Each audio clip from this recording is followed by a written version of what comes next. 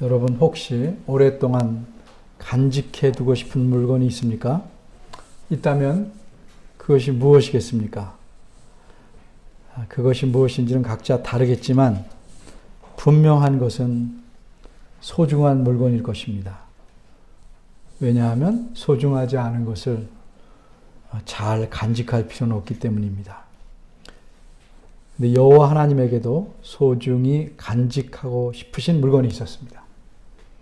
그래서 하나님은 모세에게 명령하여 그 소중한 물건을 대대로 간직하라고 말씀하셨습니다. 그래서 우리는 오늘 본문에서 다음 세 가지를 생각해 보려고 합니다. 첫째, 간수의 대상. 둘째, 간수의 목적. 셋째, 간수의 의미. 첫째입니다. 간수의 대상. 32절을 보면 모세는 하나님께서 자신에게 이것을 너희 대대 후손을 위하여 간수하라 라고 명령하셨다고 말합니다. 간수란 보살피고 지킨다라는 뜻입니다. 그러니까 하나님께서는 어떤 물건을 잘 보관하라 이렇게 명령하신 겁니다.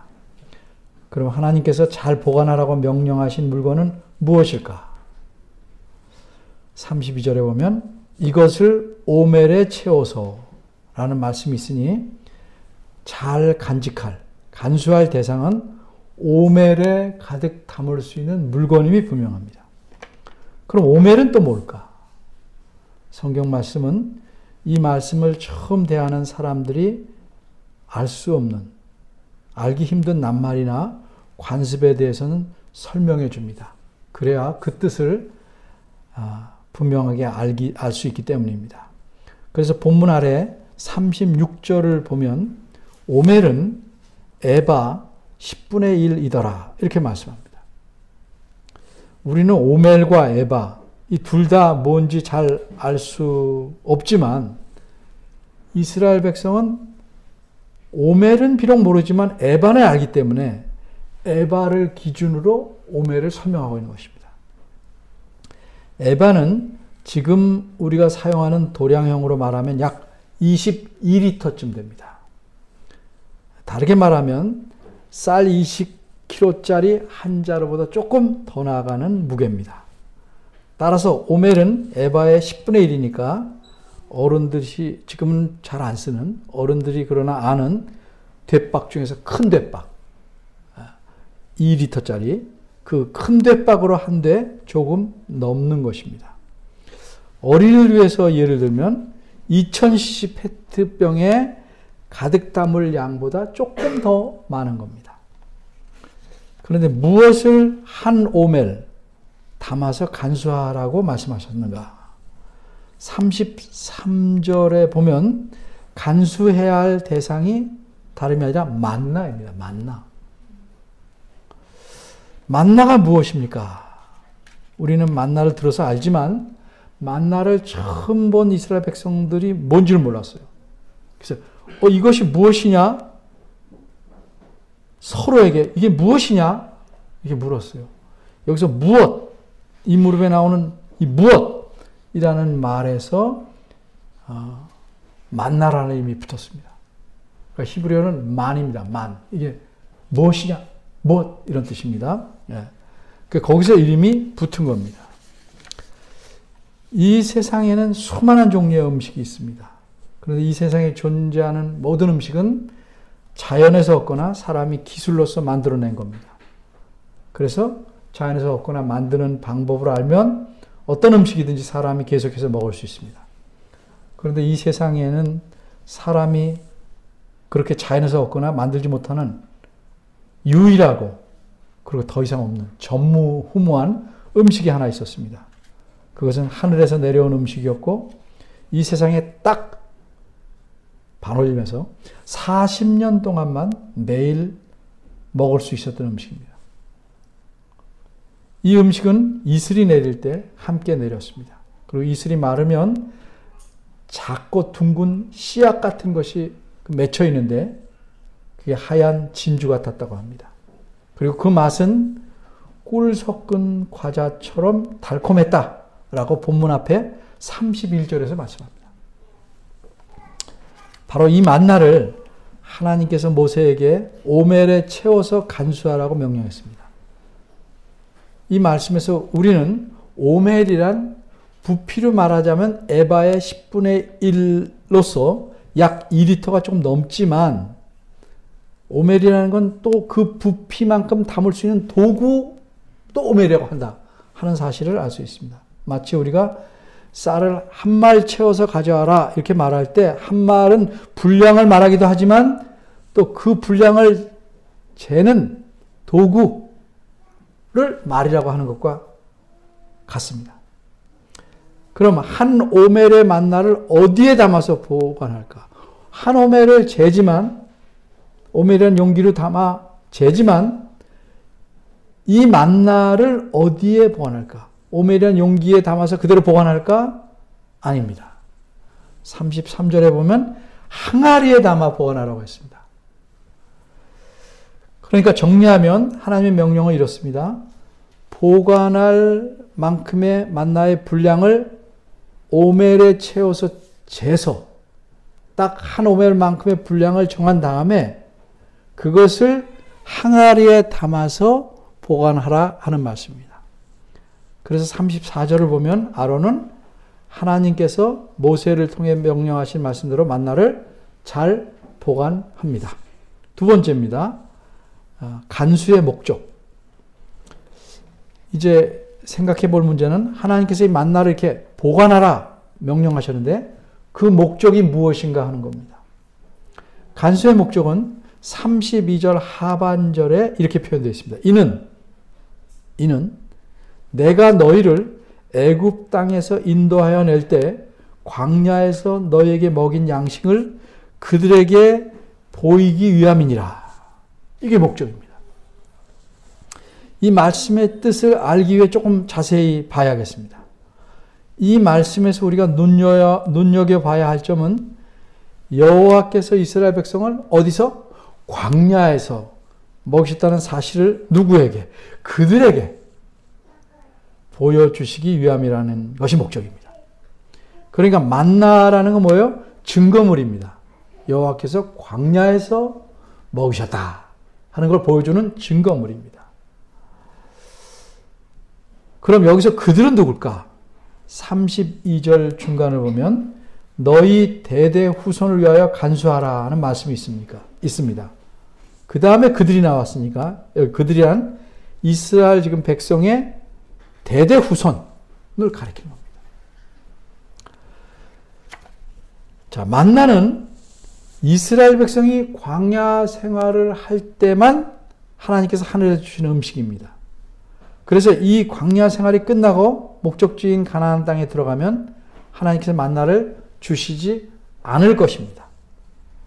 왜냐하면 가나안 땅에는 이스라엘 백성이 농사를 지어서 먹을 음식이 있기 때문입니다. 그래서 땅에서 음식을 얻을 수 있기 때문입니다. 그래서 35절은 이렇게 말씀합니다. 이스라엘 자손이 사람 사는 땅에 이르기까지 40년 동안 만나를 먹되 곧 가나안 지경에 이르기까지 그들이 만나를 먹었더라. 따라서 광야에서 생활한 이스라엘 백성의 후손들은 만나를 맛보지 못합니다.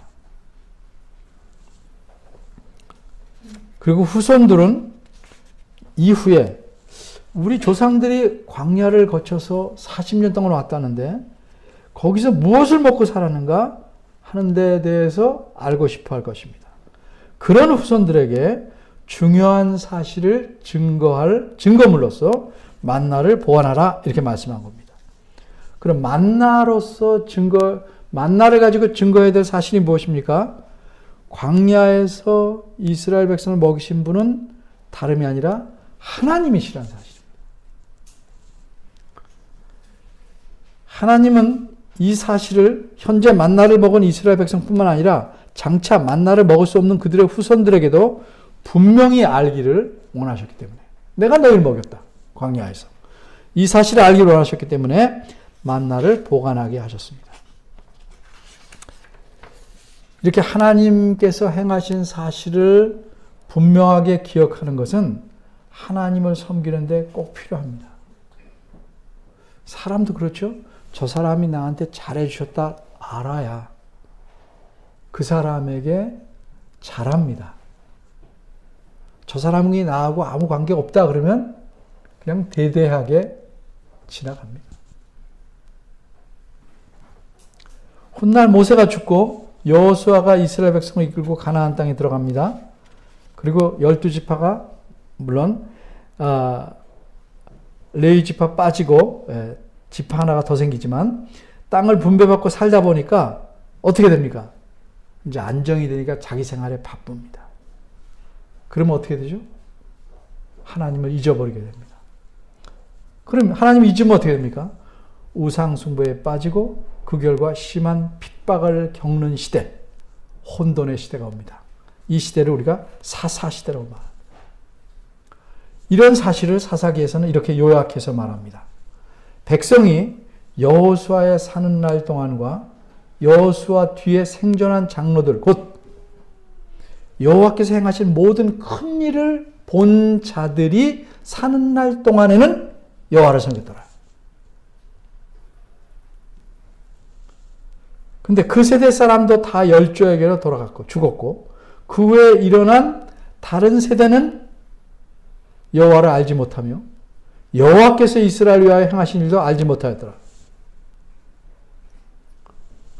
이 말씀이 무슨 뜻입니까? 정리하면 이스라엘 백성이 하나님을 버리고 우상 숭배에 빠지게 된 근본적인 이유가 무엇인지를 말씀해 주는 겁니다. 그 이유는 이름을 알죠. 기억 속에서는 알죠. 그러나 실제적으로 여호와를 모르면 저분이 누구더라? 이거 알아요. 실제적으로 나와 연관성에서 모르는 겁니다. 여호와께서 이스라엘 위에 행하신 일도 몰랐기 때문에 우상숭배에 빠진 겁니다. 그럼 어째서 이렇게 이 사사시대의 이스라엘 백성들은 여호와와 여호와께서 행하신 큰 일을 몰랐을까? 한마디로 여호와를 알고 섬기며 그분들의 큰 일을 본 증인들이 사라졌기 때문입니다.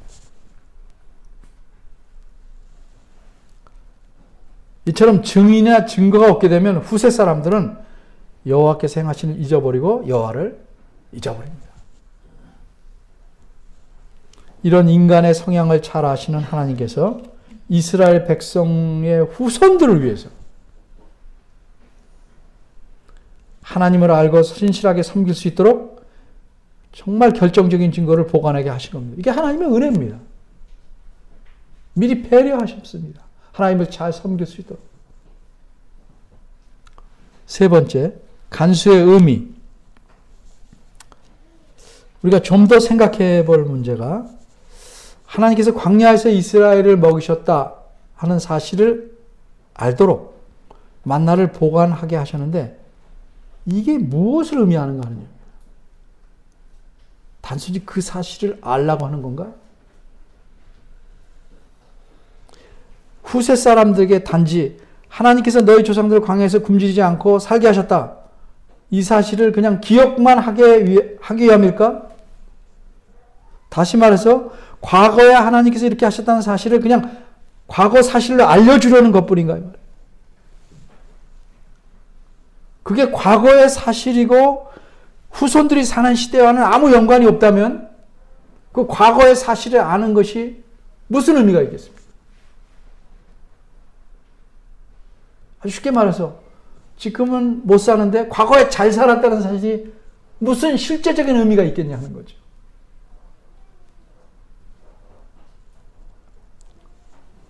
그럼 하나님께서 의도하신 것이 그냥 과거의 사실을 알려주시려는 것 뿐일까?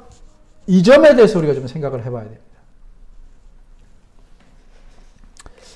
이 점을 알기 위해서 우리가 생각해 볼 것은 이겁니다.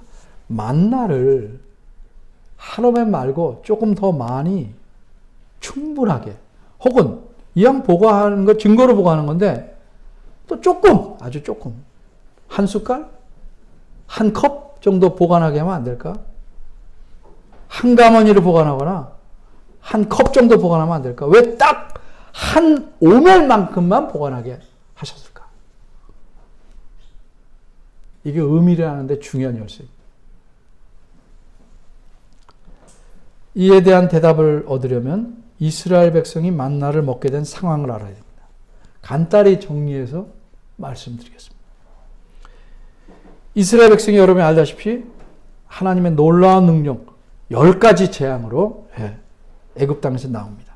홍해 바다도 마른 땅처럼 건넙니다. 근데 홍해 바다를 건너고 난 후부터 목적지인 가나안 땅까지는 대부분이 광야입니다. 사막입니다. 물론 간간히 오아시스도 있긴 하지만 사람이 거의 살지 않는 빈들입니다. 그냥 오가는 사람이나 어쩌다 지나가는. 사람이 살지 않는 빈들이다. 이 말이 무슨 뜻입니까? 사람이 살 수 없다는 말은 광야에서는 먹을 양식을 구하기 어려우니까 사람이 못 산다는 거예요. 사람이 살기에는 완전히 적합하지 않은 곳이라 말이죠. 어린이를 포함해 약 300만 명이 되고 수많은 가축들도 먹고 살아야 합니다. 근데 이 모든 생명이 광야에서 살려면 뭐가 필요해야 돼요? 먹을 것 있어야죠. 또 데펴 먹을 수 있는 땔감이 있어야죠. 그릇은 갖고 나왔다 할지라도. 그것을 구해서 살아갈 수 있냐 이 말이죠. 광야에서. 없죠. 이들이 광야에서 살아가는데 하루에 필요한 양이 얼마나 되는가? 여기 전문가가 되는 미국 육군의 공병대의 대장이 계산한 계산이 있습니다. 그분이 홍해바다의 넓이도 계산했는데 하루에 이들이 필요한 양을 계산했습니다. 음식은 하루에 필요한 양입니다. 최소한 1,500톤이 필요합니다. 1,500톤 얼마 되면 모닝차로 1,500대 분이 와야 돼요. 모닝차 안에 실은 게 아니고 모닝차 무게로. 그리고 이분이 계산한 물을 제가 다시 계산해 보면 1.8리터 페트병을 이어서 1,500km에 놓을 정도예요. 수원서 부산 2번 왕복할 정도로 물을 계속 그만큼면 물이 필요하다. 하루에. 하루입니다. 하루에. 어디서 구합니까? 또 장작이 필요하죠. 맨날 생식만 먹지 않잖아요. 장작은 하루에 4,000톤이 필요해요. 4,000톤. 1톤이 몇 킬로죠? 1,000킬로잖아요. 그래야 그 사람들이 떼고 모고 광야는 밤에 춥잖아요. 다 필요하죠. 광야에 무슨 나무가 자란다고. 이게 하루의 양입니다.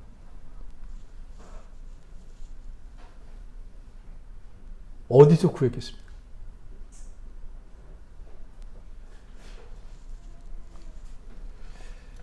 근데 하나님께서 날마다 만나를 하늘에서 내려주셨습니다. 또 먹고 싶은 것을 못 먹는다고 하나님 원망하고 투덜대는 이스라엘 백성에게 고기 타령하니까 메추라기를 하늘에서 성경이 뭐라고 하냐면 비같이 내리도록 하셨습니다. 이 메추라기라는 새는 우리가 먹는 메추리 알 낳는 그런 메추라기는 아니지만 어쨌든 그와 비슷한 새이기 때문에 우리말에 그렇게 번역을 해놨습니다. 이 새는 아프리카에서 그 북쪽인 사우디아라비아로 봄이 되면 올라갔다가 가을이 되면 다시 남쪽으로 내려가는 철새라고 합니다. 근데 이 새가 비둘기보다는 좀 큰데 이 새의 특징이 높이 나르질 못합니다. 그래서 손구물이나 잠자리채 같은 것으로 날아가는 것을 잡을 수 있어요. 근데 이들이 지나가는 길목 위로 날아가게 하신 거죠.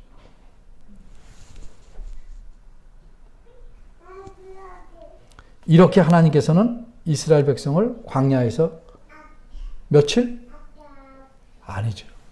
4일만 먹이셔도 굉장한 건데 4년도 아니고 40년간 먹이셨습니다.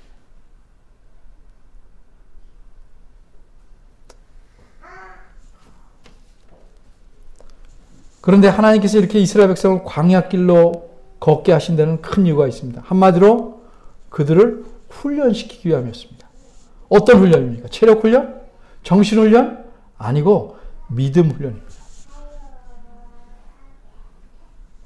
아무것도 없는 곳에서, 농사도 지을 수 없는 곳에서, 물도 모자라는 곳에서, 길게 머무를 수 없는 곳에서 어떻게 먹고 사는가?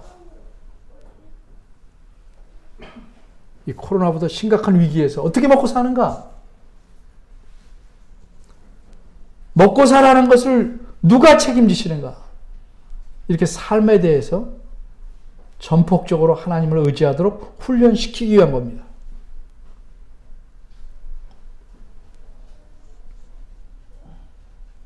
수백만이 함께 살려면 누가 양식을 줘야 되죠.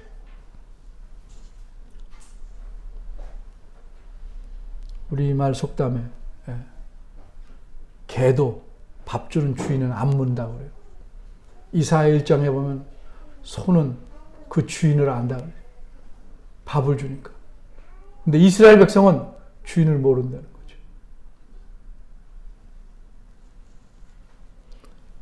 그래서 하나님께서는 대표로 나가든 어쨌든 각 사람의 식구 수대로 남녀노소 구분 없이 그 집의 식구 수대로 공평하게 하루에 한 오멜씩만 걷어오도록 하십니다. 하루에 딱 한 오멜.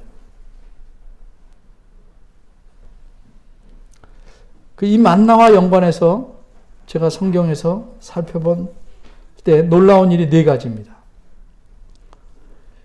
첫째는 이 만나라는 게 하늘에서 내려왔다는 사실이죠. 비처럼. 땅에서 나는 게 아니고 하늘에서 내려왔다. 둘째는 이렇게 걷는 것이, 걷어들이는 것이 딱 한 오멜이라는 사실입니다. 이게 무슨 말이냐면 이슬이 마른 다음에 해가 뜨겁게 되면 만나가 싹 녹아요. 근데 뭐 처음부터 뭘 그릇만 가지고 나가지 잴 때 재는 게 아니라 그냥 걷어옵니다. 눈대중으로. 어떤 사람 많이 걷고 어떤 사람 적게 걷습니다. 근데 집에 와서 집에 있는 오멜로 재보면 많이 걷은 사람도 딱 한 오멜, 적게 걷은 사람도 딱 한 오멜이 되고 맙니다. 얼마나 놀랍습니까? 셋째는 이 만나가 하루만큼씩만 보관된다는 거예요. 보관 기간이 하루야. 모세가 말씀했습니다. 오늘 거둔 것은 오늘 먹고 내일 아침까지 남겨두지 말라. 그런데 남겨두는 사람이 있어요. 왜? 내일 아침에 거들어나가기 귀찮으니까 그냥 남겨둬요. 그럼 그 다음날 아침이 되면 구더기가 생기고 냄새가 아주 심하게 썩어버립니다.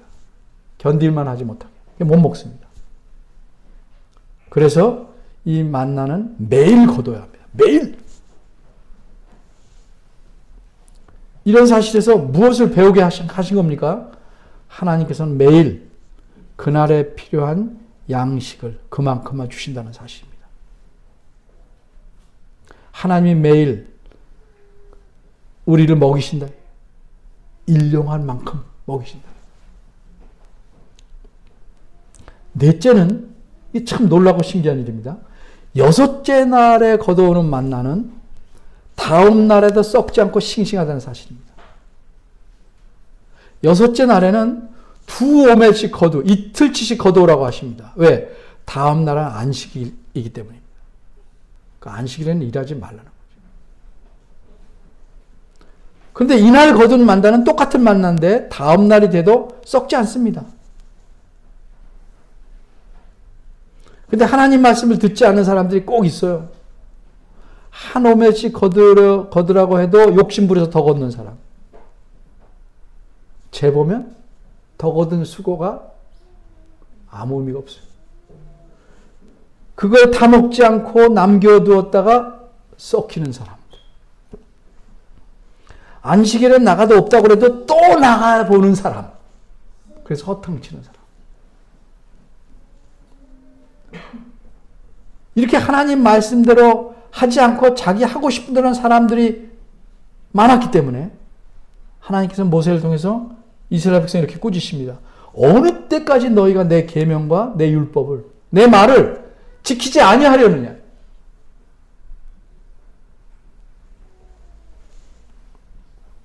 자, 이렇게 간단하게 하나님께서 이스라엘 백성에게 만나를 주신 배경, 상황을 들었습니까? 들었습니다. 그럼 앞에서 한 질문에 대한 대답이 무엇인지 한번 여러분이 연결해 보십시오. 어째서 딱 한 오멜만큼만 보관하라고 하셨을까? 자, 여러분 300명 그러면 뭐 생각납니까? 성경에서 누가 생각나요? 기드온의 300명. 그렇죠? 그럼 이스라엘 사람들은 한 오멜씩 일주일에 6번씩 몇 년? 40년을 거둬들였습니다. 그럼 한 오멜 하면 뭐가 생각나요? 하루치 먹는 분량. 하나님께서 하루치 주신 음식의 분량. 32절에 보면 하나님께서 만나를 가리켜 내가 광야에서 너에게 먹인 양식 이렇게 표현하십니다. 그리고 한 오멜만큼만 간수하라고 명령했습니다. 그럼 이런 배경과 사실에서 무엇을 우리가 알 수 있어요? 오늘 본문에서 하나님에 대해 알려주시려는 사실을 알 수 있습니다. 이게 오늘 본문의 기록 목적입니다. 이게 간수하라는 그 의미입니다. 자, 그럼 정리합니다. 하나님은 어떤 분입니까? 하나님은 자기 백성에게 한 사람 한 사람에게 누구도 빠짐없이 매일 일용할 양식을 주시는 분이다. 광야 40년은 만날 주셨지만 후손들에게 증거로 놔두는 건 뭐예요? 너희들에게도 그런다는 거죠. 이게 성경에 기록된 목적은 뭡니까? 너희들에게도 그런다는 거죠. 왜? 하나님이 여전히 살아계시고 동일하신 하나님, 변하지 아니하시는 하나님이시기 때문에 그렇습니다.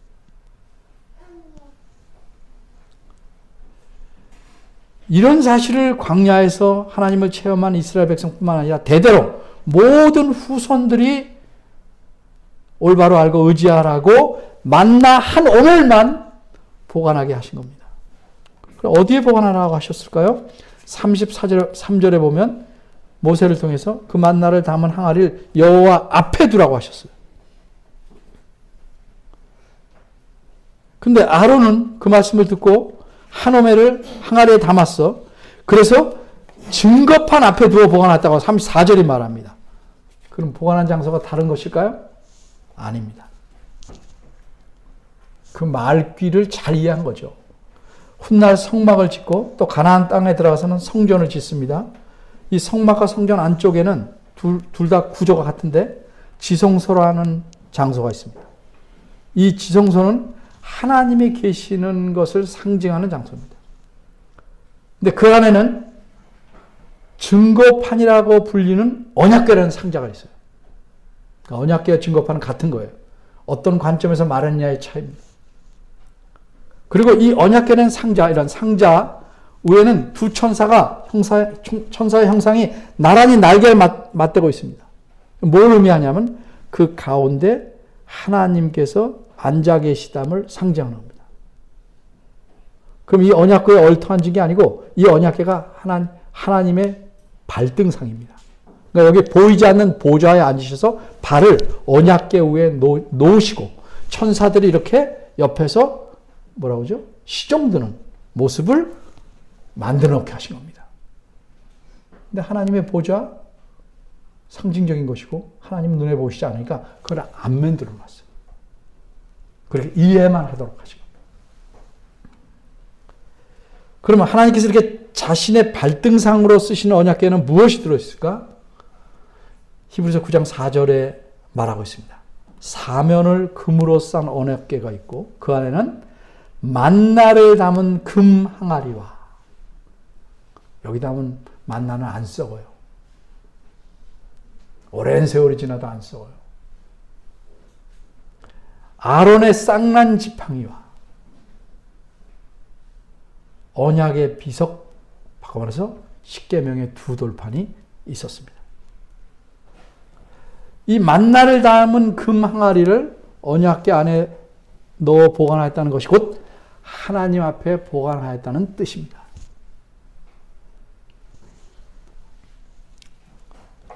그런데 우리가 이스라엘 역사를 보면 이렇게 광야에서 40년 동안 체험을 통해서 하나님의 어떤 분인지를 배웠습니다. 근데 이스라엘이 어떻게 되었습니까? 40년이 지나니까 첫 세대 사람 중에서 애굽 땅에서 나온 첫 세대 중에서 단 2사람만 제외하고는 모두 가나안 땅에 들어가지 못하고 광야에서 죽습니다. 왜 그랬습니까?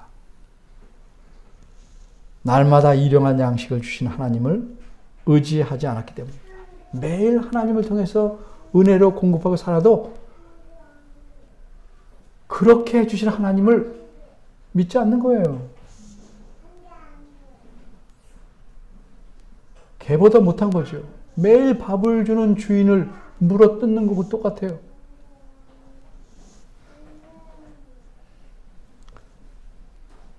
하나님을 의지하지 않고 뭘 의지합니까? 자신을 의지하고 자기 능력과 자기 재물을 의지했어요. 많은 그리스도인들이 자신은 하나님을 의지하고 산다고 생각합니다. 평소에는 그렇게까지 착각합니다. 평소에는 아무 일 없을 때는. 근데 하나님 말씀대로 하는 것이 자기 생각이나 판단에 맞지 않으면 어떻게 할까요? 무시해버립니다.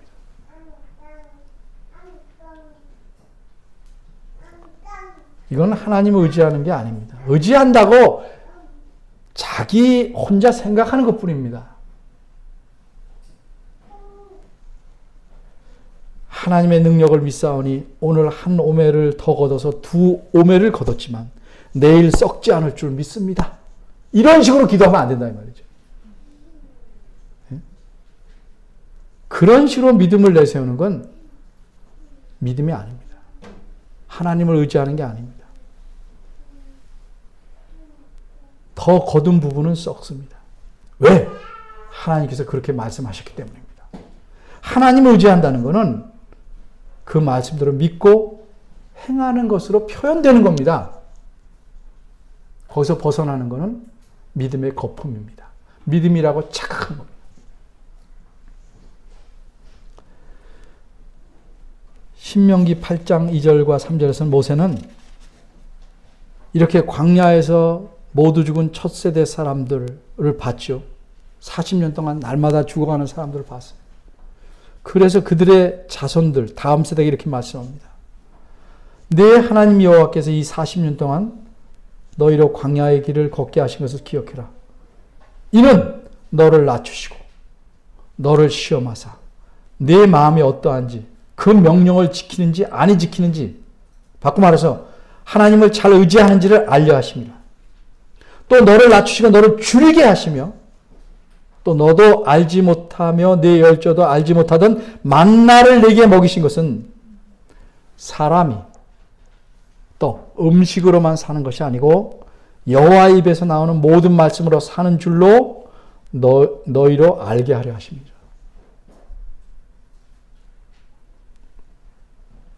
우리가 살아가는 삶이란 육체만 살아가는 게 아닙니다. 여러분 아는 대로 사람은 육체와 영으로 되어 있어요. 우리가 삶이라는 건 영혼을 포함한 삶입니다. 그래서 우리가 하나님 말씀으로 산다는 것은 영혼만 그렇게 사는 게 아니고 오해하지 마십시오. 육체와 영혼이 모두 하나님 말씀으로만 살 수 있다는 의미입니다.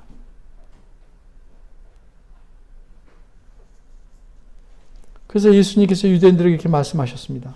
썩는 양식을 위해서 일하지 말고 생명의 양식을 위하여 일하라. 예수님이 하신 말씀 요한복음 6장 49절 이하를 보면 계속 이렇게 말씀하십니다. 하나님께서 주시는 만나를 너희 조상들이 먹었다. 그런데도 그들은 죽었다. 만나 자체가 그들을 살게 한 것이 아니고 하나님이 그들을 살게 하신 것이다. 그런데 하나님께서 주셔서 먹게 하는 떡, 너의 영혼이 참으로 살게 하는 떡은 무엇인 줄 아냐? 그 생명의 떡은 나다.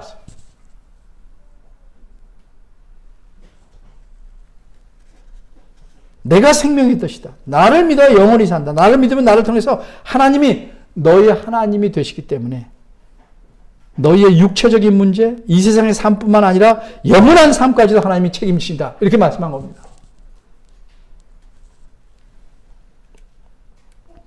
우리가 그리스도를 믿어서 영원한 생명을 가졌기 때문에 육체를 입고 있는 이 땅에서 삶도 하나님이 책임지시는 겁니다. 여러분 예수님 믿습니까? 예수님 믿으면 하나님은 여러분의 하나님입니다. 이 말이 무슨 뜻인지 아십니까? 하나님이 우리 하나님이다. 하나님께서 이 땅에서 우리의 육체의 삶뿐 아니라 영혼에 이르는 영생의 삶, 영혼의 생명도 다 책임지다는 뜻입니다.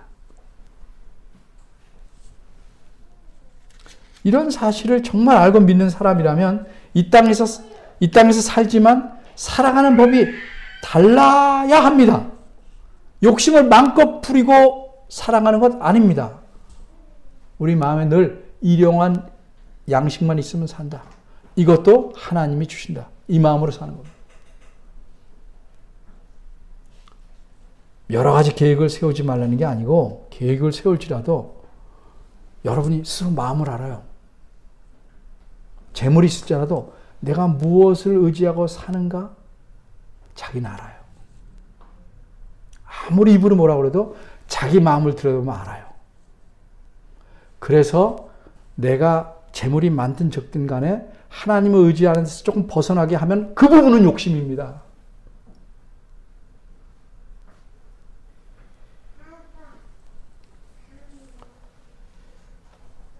하나님이 우리 생명의 주인이십니다. 우리를 자기 자녀 삼으셨습니다. 우리 삶을 책임지신 분이 하나님이십니다. 하나님은 우리의 육체, 영혼, 또 날마다 살게 하기 위해서 필요한 것들을 주십니다. 그래서 주님께서 뭐라고 주기도문에 가르치셨어요? 오늘날 우리에게 일용할 양식을 주옵소서라고 기도하러 가르쳤습니다. 그러니까 우리는 욕심껏 내가 하나님을 덜 의지해도 마음이 편한 만큼 재물을 달라고 해서는 안 됩니다. 하나님, 나한테 많이 주시면 내가 좋은 데 쓰겠습니다. 이렇게 기도 못합니다, 우리는. 왜? 일용한 양식 중에서 절약해서 남을 도우면 필요한 만큼 또 주신 겁니다. 뭐 이다 많이 주시면 그 안에 뭐가 들어가요? 욕심이 많이 들어가요, 벌써. 우리 심령이 살아있으면, 다시 말해서 하나님 바로 믿고 의지하면 육체에 대한 걱정이, 이 땅의 삶에 대한 걱정이 사람이라 완전히 없어지지 않지만 줄어들게 마련입니다. 아무리 겉으로 예수님을 잘 믿는 척해도 하나님을 의지하는 삶을 살지 못하면 남이 보기는 어떻지? 자기 자신 알아요. 자기 삶이 허무해지고 비참해집니다.